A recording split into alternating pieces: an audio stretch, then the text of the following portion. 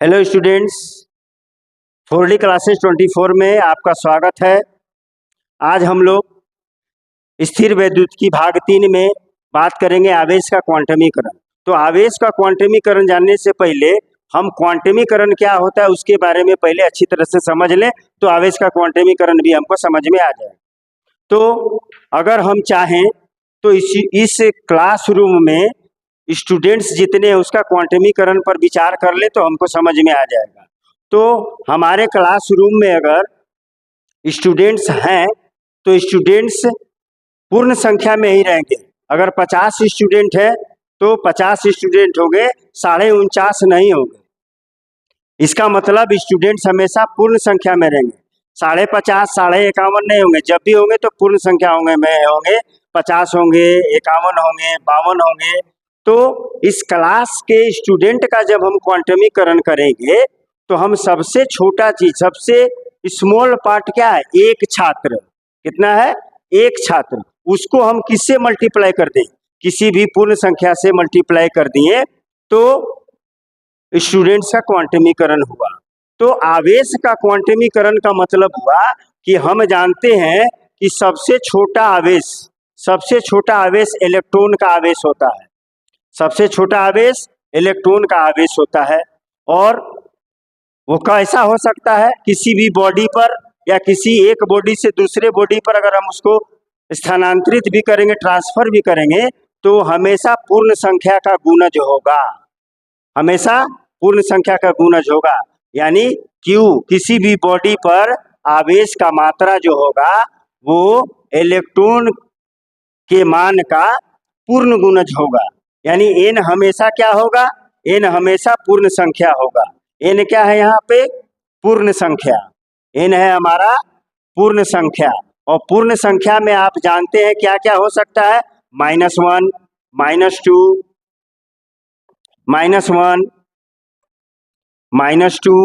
-3 और बहुत सारा हो सकता है। इधर चल जाइए तो 0, 1, 2, 3, 4, 5, यानी n का वैल्यू हम इतना बैठा सकते हैं। तो आवेश का क्वांटमीकरण का हम अब परिभाषा लिखने जा रहे हैं। आवेश का क्वांटमीकरण का परिभाषा क्या होता है? देखिए, आवेश का क्वांटमीकरण का परिभाषा क्या होता है हम लिखने जा रहे हैं। इसको अच्छा से समझ लीजिएगा। तो देखिए, आवेश का क्वांटमीकरण का परिभाषा क्या बोलता है कि किसी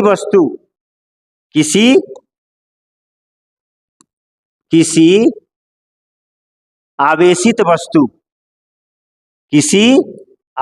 वस्तु पर उपस्थित आवेश या किसी आवेशित वस्तु से दूसरे वस्तु पर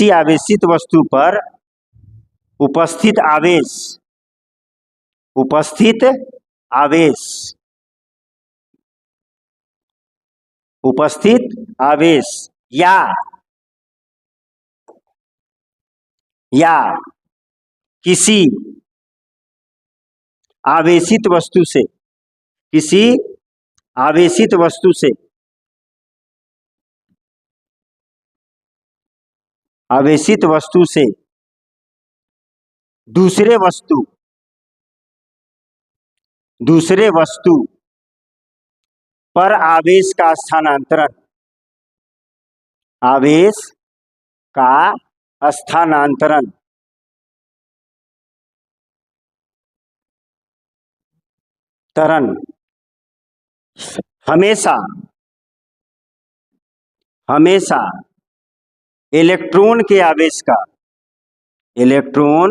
हमेशा इलेक्ट्रॉन के आवेश के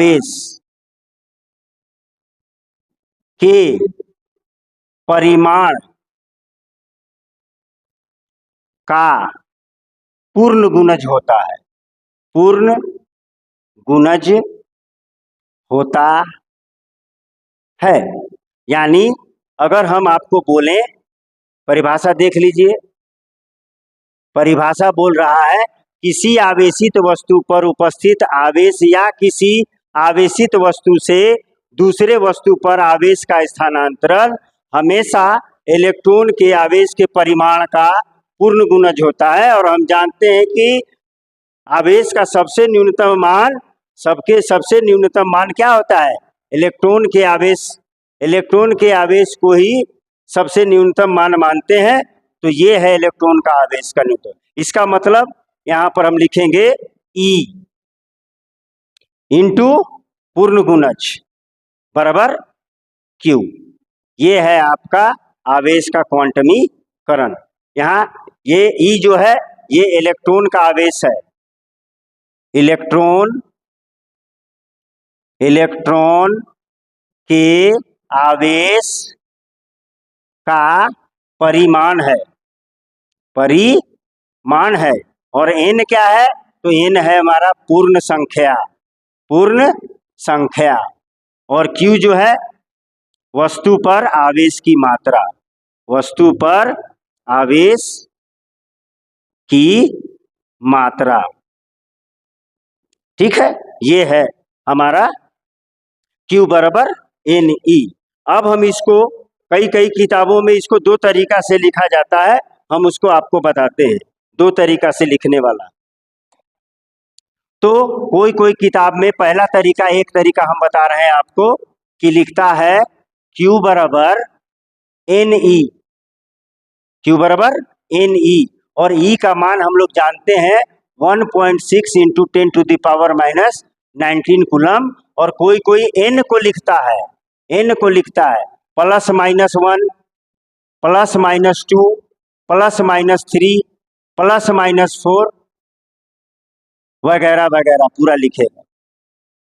समझे? अच्छा। और कोई क्या करता है इसको, कोई लिखता है Q बराबर +-NE, यानी यहीं पर प्लस माइनस लगा देता है। तो इलेक्ट्रॉन का वैल्यू हम जान रहे हैं इतना होता है, तो इलेक्ट्रॉन का वैल्यू हो गया। लेकिन N जो है वो यहाँ पर इस कंडीशन में ये होगा 1, 2, 3, 4, 5, ऐसे जितना लेना है आप ले लीजिए। कभी भी N का मान कभी भी ऐसा नहीं होगा या ऐसा नहीं होगा, ये नहीं हो सकता। ये N का मान नहीं हो सकता, हमेशा कैसा रहेगा? पूर्ण संख्या में ही रहेगा। तो अब हम लोग बात करते हैं इससे रिलेटेड और बात हम कर देते हैं। क्या कर लेते हैं? देखिए, इससे रिलेटेड और बात करते हैं। अगर हमको लिखा हुआ मिल जाए Q बराबर NE प्लस NE और हमको मिल जाए Q बराबर -NE, तो +NE का मतलब हुआ कि अगर ये कोई वस्तु है और ये इसमें 5 इलेक्ट्रॉन है, तो 5 इलेक्ट्रॉन है और प्रोटॉन भी 5 है, जितना प्लस है उतना ही माइनस है। तो अभी ये उदासीन है, अभी ये क्या है? उदासीन है, ये उदासीन वस्तु है। अगर हमको इसको धन आवेश से आवेशित करना है तो हम जानते हैं कि जब हम किसी वस्तु को आवेशित करते हैं तो हम इलेक्ट्रॉन को ही छेड़ सकते हैं, प्रोटॉन को हम छेड़ नहीं सकते, क्योंकि प्रोटॉन कहाँ रहता है? नाभिक में रहता है। तो हम इलेक्ट्रॉन को छेड़ते हैं और इसमें से हम दो इलेक्ट्रॉन को हम क्या कर देते हैं? निकाल देते हैं। 2 इलेक्ट्रॉन को हम क्या कर देते हैं? निकाल देते हैं। तो जब हम 2 इलेक्ट्रॉन को निकाल देते हैं तो इसमें प्रोटॉन की संख्या बढ़ जाती है और इलेक्ट्रॉन की संख्या घट जाती है। इसका मतलब जो नया बॉडी बनेगा ये आवेशित वस्तु होगा। ये कौन वस्तु होगा? आवेशित वस्तु होगा। और इस पर प्रोटॉन कितना होगा भाई? तो प्रोटॉन उतना ही होगा, प्रोटॉन को डिस्टर्ब नहीं कर सकते हैं। तो ये 5 प्रोटॉन हुआ, लेकिन इलेक्ट्रॉन कितना बचा? इलेक्ट्रॉन हमारा बचा 3 इलेक्ट्रॉन बचा। यानी इसमें किसकी संख्या ज्यादा है? इसमें संख्या ज्यादा है प्रोटॉन की, और प्रोटॉन धन आवेशित वस्तु होता है, इसलिए यह वस्तु कैसा होगा? पॉजिटिवली वस्तु होगा, पॉजिटिवली चार्ज वस्तु होगा, ये धन आवेशित वस्तु होगा। अगर हमें यही फॉर्मूला ऐसा रूप में लिखा हो और तब हम बता सकते हैं कि ये अगर उदासीन वस्तु है, ये कैसा वस्तु है? उदासीन वस्तु है, उदासीन वस्तु है। और वैसा ही है, नाभिक में कितना है? नाभिक में 5 प्रोटॉन है और बाहर कितना है? 5 इलेक्ट्रॉन है। अगर इसको हमने 2 इलेक्ट्रॉन दे दिया तो आप देख रहे हैं कि जो नया बॉडी बनेगा उस पर कितना इलेक्ट्रॉन हो जाएगा, 7 इलेक्ट्रॉन हो जाएगा। और प्रोटॉन को हम छेड़ ही नहीं सकते हैं, तो प्रोटॉन 5 ही होगा। इसका मतलब ये बॉडी कैसा हो गया, ऋण आवेशित, नेगेटिवली चार्ज आवेशित वस्तु ये हो जाएगा, नेगेटिव आवेशित वस्तु ये हो जाएगा। तो ये हमारा आवेश का क्वांटमीकरण का सिद्धांत हुआ। हमको आशा है कि आपको समझ में आया होगा। अब इस पर हम कुछ न्यूमेरिकल बना देते हैं। यानी आवेश का क्वांटमीकरण का मतलब ही हो रहा है कि किसी वस्तु पर यदि आवेश है तो हमेशा पूर्ण संख्या में रहेगा। अगर उस वस्तु से हम आवेश को डिस्टर्ब करके, यानी इलेक्ट्रॉन को डिस्टर्ब करके आवेशित करना चाहते हैं और दूसरे वस्तु पर उस आवेश को देना चाहते हैं, तो उस समय भी इलेक्ट्रॉन का जो ट्रांसफर होगा, स्थानांतरण होगा, वो भी पूर्ण संख्या के रूप में ही स्थानांतरण होगा। इसे ही हम आवेश का क्वांटमीकरण कहते हैं। अब हम इस पर 1-2 न्यूमेरिकल सॉल्व कर देते हैं। तो देखिए न्यूमेरिकल क्या है। पहला न्यूमेरिकल बोल रहा है, पहला न्यूमेरिकल हम बनाते हैं कि एक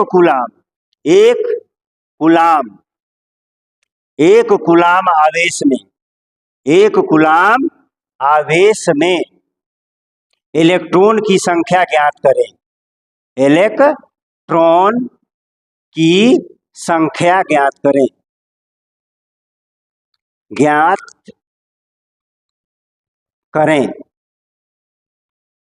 एक कूलम आवेश में इलेक्ट्रॉन की संख्या ज्ञात करें।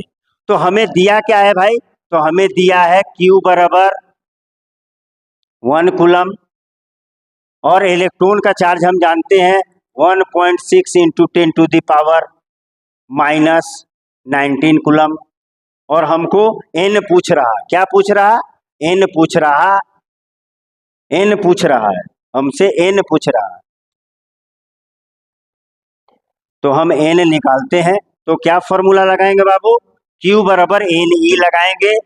तो N बराबर क्या हो जाएगा, Q अपॉन छोटा आवेश को छोटा लेटर से भी लिख सकते हैं, बड़ा लेटर से भी लिख सकते हैं, Q अपॉन E। अब इसको हम जब सोल्व करेंगे बाबू, तो Q कितना है मेरा 1 कूलम और इसका आवेश इलेक्ट्रॉन का कितना होता है 1.6 × 10⁻⁻19 कूलम। कूलम ने कूलम को काट दिया। इस पॉइंट को जब हम हटाएंगे तो हमारा हो जाएगा, इस पॉइंट को हटाएंगे तो ऊपर 10 हो जाएगा और नीचे कितना हो जाएगा 16। इस 10 पर पावर 9 को हम ऊपर ले जाएंगे 19 को, तब ये हो जाएगा 10 पे पावर 19 पॉजिटिव में। अब ये छोटा है और ये बड़ा है, तो हम क्या कर लेते हैं, हम कर लेते हैं कि इसमें से एक 0 चुरा लेते हैं। तो Q बराबर हो जाएगा हमारा 100 कितना 16, 100/16 गुने 10 पे पावर कितना, एक इलेक्ट्रॉन चुराए हैं 18 होगा। जब इसको सॉल्व करेंगे तो 16 × 6 = 96। अब बचा 4, पॉइंट देंगे 0 होगा 40, 16 दूनी 32, बचा 8, 16 × 5 = 80 गुने 10 पे पावर 18। ये हम N निकाल रहे हैं, Q नहीं, गलती से हमें लिखा गया है Q। N बराबर होगा आपका, N बराबर, तो N बराबर ये आया आपका आंसर आया, यही है। एक कूलम्ब चार्ज में इलेक्ट्रॉन की संख्या होती है 6.25 × 10⁻18 इलेक्ट्रॉन, 18 इलेक्ट्रॉन। ये हमारा पहला न्यूमेरिकल हुआ। अब हम दूसरा न्यूमेरिकल बताते हैं आपको। तो दूसरा न्यूमेरिकल बताने से हम पहले हमारा एक ट्रिक जान लीजिए। तो वो ट्रिक क्या है, तो जब कोई सवाल आवेश से संबंधित पूछे, नंबर से संबंधित पूछे और उसमें द्रव्यमान दिया हो, जब द्रव्यमान दिया हो, जब वस्तु का द्रव्यमान दिया हो, जब वस्तु का द्रव्यमान दिया हो, द्रव्यमान दिया हो, तो N बराबर कितना होगा और Q बराबर कितना होगा, इसका फॉर्मूला हम आपको बताने जा रहे हैं। ठीक है, तो यहाँ पर मैं एक आपको अपना ट्रिक बताता हूँ। Q बराबर फॉर्मूला लिख सकते हैं हम लोग ZM अपॉन बड़ा M इंटू E। तो आप देख सक रहे हैं कि ये पूरा जो टर्म है, ये पूरा टर्म किसको रिप्रेजेंट कर रहा है? आपको, N को, और ये E है। जब द्रव्यमान दिया रहेगा तब, ठीक है, जब द्रव्यमान दिया रहेगा तब। अब अगर बोलेगा कि N निकाल ले, तो आप N कैसे निकालिएगा? N बराबर लिख दीजिएगा ZMNA अपॉन M। और जब चार्ज बोलेगा निकाल ले, तो आप ये फॉर्मूला निकाल सकते हैं। तो अब इस फॉर्मूला से निकाल सकते हैं।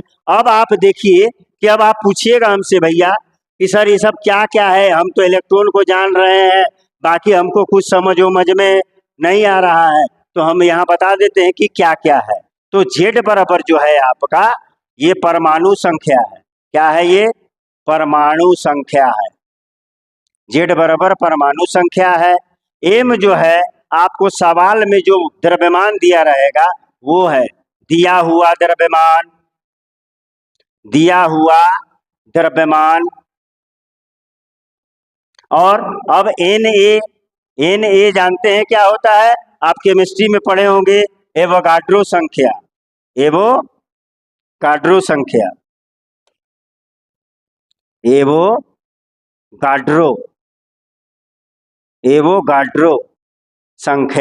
और एवोगाड्रो संख्या क्या होता है सर? तो आपको पता होना चाहिए, इसका वैल्यू होता है 6.023 10⁻23। और कैलकुलेशन के लिए हम जब न्यूमेरिकल बनाएंगे तो हम इसको लिख सकते हैं 6 × 10⁻23। अब बचा आपके पास क्या? बड़ा M। तो बड़ा M क्या है सर? तो बड़ा M है आणविक द्रव्यमान, ये है। अब हम इस पर जब सवाल बनाएंगे आपको, तब आपको समझ में आएगा कि ये फॉर्मूला कैसे यूज हम कर रहे हैं। तब अब हम इस पर सवाल बनाते हैं। ये बहुत अच्छा ट्रिक है। इस पर सब क्वेश्चन आपको जी और नीट में पूछता है, तो इस पर सवाल हम एक आपको बता देते हैं ताकि आपको समझ में आ जाएगा। और इससे रिलेटेड जितना भी सवाल होगा, क्वेश्चन होगा, न्यूमेरिकल होगा, आपसे वो सोल्व हो जाएगा। तो देखते हैं, अब हम नेक्स्ट सवाल पे चलते हैं। और नेक्स्ट सवाल में बोला जा रहा है, क्या बोला जा रहा है? तो दूसरा नंबर सवाल है, बोल रहा है कि 100 ग्राम इसमें पानी में आवेश की मात्रा ज्ञात करें। आवेश की मात्रा या मान ज्ञात करें, ये सवाल है। तब आपको इसमें दे दिया, द्रव्यमान दे दिया। तो अब आप सोचिएगा कि सर हाई वाला फॉर्मूला लगा लेंगे, तो नहीं बनेगा बाबू। इस पर ना रगड़ते रह जाइएगा, नहीं बनेगा, क्योंकि मटेरियल आपके पास जो क्वेश्चन में है वो है ही नहीं यहाँ पर। तब आपको कौन सा फॉर्मूला लगाना होगा? हमारा शॉर्टकट लगाना होगा। और वो शॉर्टकट क्या है बाबू? वो शॉर्टकट है Q बराबर सर ZMNA अपॉन बड़ा M इंटू E। ये फॉर्मूला पर ये सवाल बनेगा। और इस फॉर्मूला में अब आपको किसके बारे में बात किया है? पानी के बारे में बात किया है। तो पानी का रासायनिक सूत्र होता है H2O। तो इसका परमाणु संख्या सर कितना होगा सर? तो H का परमाणु संख्या 1 होता है, और H कितना है? 2 है, तो 2 हो गया। प्लस ऑक्सीजन का परमाणु संख्या 8 होता है, तो हम यहाँ पर 8 लिख दिए। यानी इस क्वेश्चन में परमाणु संख्या हमारा 10 होगा। अब सर एक चीज और बताइए सर कि आणविक द्रव्यमान कितना होगा? तो आणविक द्रव्यमान देख लीजिए, हाइड्रोजन का द्रव्यमान 1 लिया जाता है, तो कितना है? हाइड्रोजन 2 ठो है, तो 2 हो गया। प्लस ऑक्सीजन का द्रव्यमान कितना होता है भैया? 16 होता है, तो हो गया आपका 18। अब इसमें बैठा दीजिए और आपको इलेक्ट्रॉन का वैल्यू मालूम है, आंसर आ जाएगा। तो देखते हैं, हम आपको बनाते हैं। देखिए जेड कितना है, जेड हमारा 10 है, जेड हमारा कितना है 10 है, तो हम 10 लिख दे रहे हैं। और दिया हुआ द्रव्यमान कितना है 100 ग्राम, लिख दिए 100 ग्राम। Na हम आपको कैलकुलेशन के पर्पज से बताए हैं कि 6 × 10⁻23 बाई आणविक द्रव्यमान, तो आणविक द्रव्यमान आपको नजर आ रहा है कितना है 18, और इसको किससे गुना करना है सर, तो इलेक्ट्रॉन के वैल्यू से गुना करना है, 1.6 गुने 10⁻⁻19 से गुना करना है। जब हम इसको सॉल्व करेंगे तो आप देख रहे हैं 6 तेरी 18, देख लिए। उसके बाद देखिए यहाँ पर 10 पर पावर 23 है और यहाँ 3 है, तो 10 पे पावर 26 हुआ, और यहाँ पर 10 पे पावर -19 है, तो 26 में से 19 जाएगा, तो 10 पे पावर कितना बचेगा सर, 10 पे पावर बचेगा 7। और क्या बचा सर, तो बचा सर 1.6 ऊपर में बचा, और नीचे में क्या बचा सर 3 बचा। अब यहाँ से इस पॉइंट को हम हटा रहे हैं सर, इस पॉइंट को अगर आप हटाइएगा, इस पॉइंट को आप हटाइएगा तो ये 6 हो जाएगा, क्योंकि पॉइंट हटेगा तो यहाँ 0 होगा, तो एक 0 कट जाएगा, तो आपका यहाँ पर हो जाएगा 10 पे पावर कितना 6, और इसको क्या करिए आप डिवाइड करिए, तो 3 5 15, पॉइंट कितना बचा 1, पॉइंट देने के बाद 0 होगा, 10 हो गया, 3 3 का 9, फिर 1 3 3 का 9, ये हुआ। और इसको हम 0.33 को हम लिख सकते हैं 5.4 × 10⁻6। क्या पूछा है, आवेश का मान, आवेश की मान, आवेश का मान देख लीजिए, आपका आवेश का मान आ गया कितना 5.4 × 10⁻6 कूलम, समझे। तो ये है हमारा आवेश का क्वांटमीकरण, और इस पर मुख्य 2 न्यूमेरिकल हम आपने आपको बता दिया, और हमें ये जरूर आभास हो रहा है कि आवेश का क्वांटमीकरण आपको, तो ये 2 न्यूमेरिकल बताने के बाद हमको ये पूरा यकीन हो गया होगा कि आपको इस वीडियो से बहुत फायदा मिला होगा, आवेश का क्वांटमीकरण आपको अच्छी तरह से समझ में आ गया होगा, और कोई भी सवाल इस 2 फॉर्मूले पे बनेगा। अच्छा, और यदि ये हमारा लेक्चर आपको बहुत अच्छा लग रहा है तो इसको सब्सक्राइब कीजिए, शेयर कीजिए लोगों में, और लाइक कीजिए, ताकि बहुत लोगों के पास हमारा वीडियो पहुंचे, और हम जो समय दें तो सबको फायदा हो। आप हमको पढ़िए और हम आपको समय देंगे। धन्यवाद।